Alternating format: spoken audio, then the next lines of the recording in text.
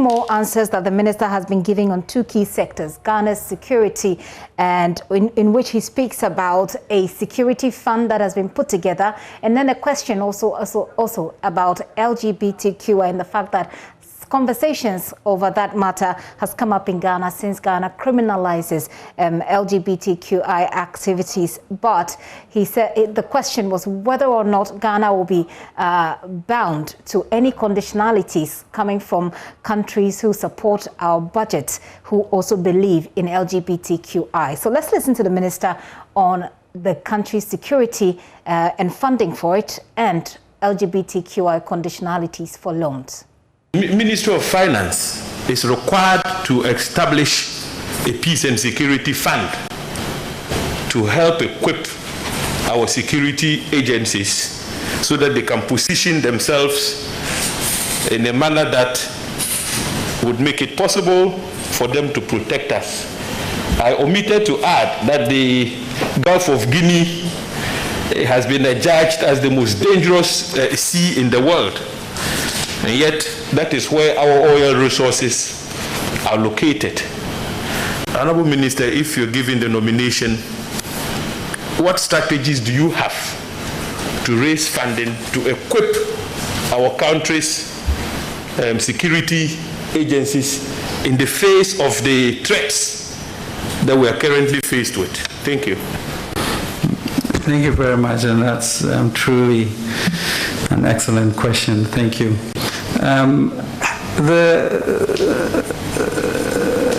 The issues we face, that is a gap between our savings, and as you know, we are running a budget deficit, which therefore goes to suggest that there has to be some accommodations and repurposing, etc., to be able to do that. But I think over the period that we talk about, both the Ministry of Defense, Interior, Fire, etc., have gotten more resources than they have. We are funding forward operating base to be able to tackle the issue of protecting our oil reserves. But within the sort of the Accra Initiative and the Ghana Boundary Commission and various things we are doing is certainly to look at national security, because to be able to maintain our status as a pillar of stability and democratic governance, there has to be security.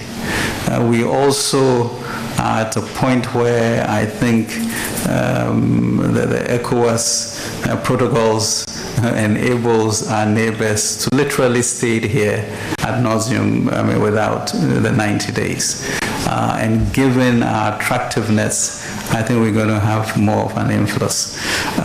So there's a discussion that we are having to see how we can raise the appropriate resources for that. But I think that really, in a sense, should lead to some amount of empathy when you begin to ask about some places being capped or uncapped, and measure it against, the potential cost. The U.S. and other Western nations have made recognition of LGBTQI rights as some of the conditions under which support will be granted to such nations. As the man who follows up on every negotiation the President makes on issues of our support, what is your take on this conditionality by the Western nations in order to advance support and aid to a country like Ghana? Thank you very much, Mr. Chairman. First of all, I'm not clear that it's been established as a conditionality. But truly, for example, if you look at the decision the President took with regards to termination of PDS, in which $190 million therefore had to be left on the table. I think our sociology and our traditions are the most important enduring legacy that we have. And so we'll make decisions that suit our Ghanaian purpose so that we can develop in the way we want to develop.